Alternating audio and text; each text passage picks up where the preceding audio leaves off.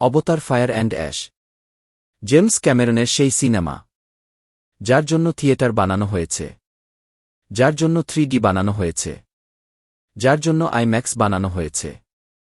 আপনি যদি চান পুরো ম্যাক্স লেভেলের সিনেম্যাটিক এক্সপেরিয়েন্স, তাহলে এখনকার বাজারে এর চেয়ে শক্ত প্রতিদ্বন্দ্বী খুব একটা নেই। এই সিনেমায় এমন কিছু মুহূর্ত আছে যেখানে আপনি শুধু পর্দার দিকে তাকিয়ে থাকবেন আর মনে মনে বলবেন, ভাই, আমারও প্যান্ডোরার জন্য ওয়ান ওয়ে টিকিট কেটে দাও, আমিও যেতে চাই।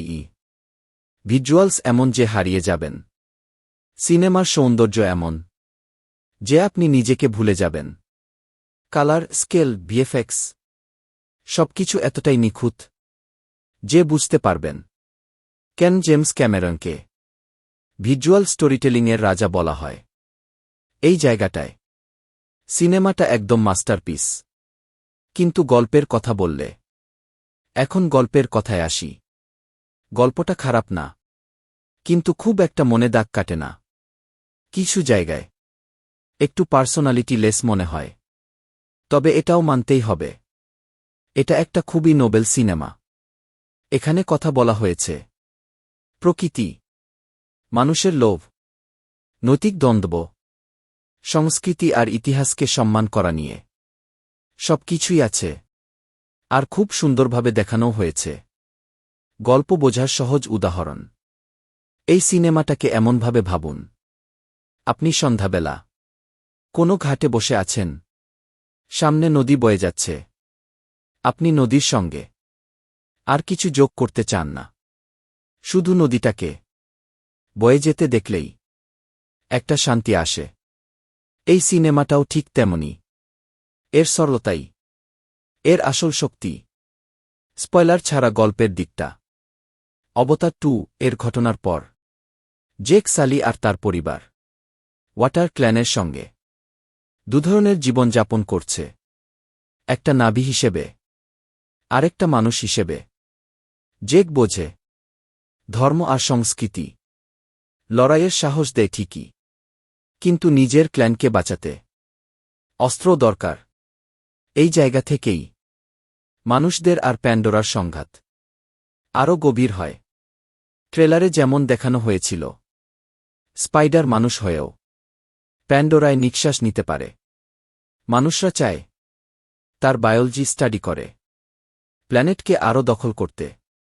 আর এখানেই আসে কর্নেলের নতুন সঙ্গী ভারাং। ভাই, এই চরিত্রটা আমার কাছে পুরো সিনেমার সেরা।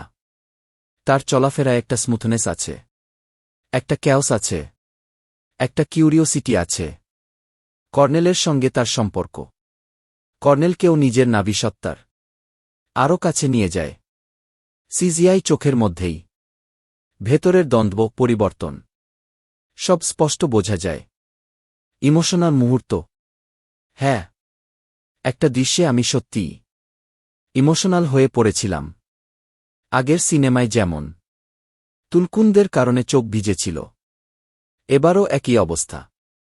এখানেই বোঝা যায় জেমস ক্যামেরনের সিনেম্যাটিক ম্যাজিক এখনও কাজ করে।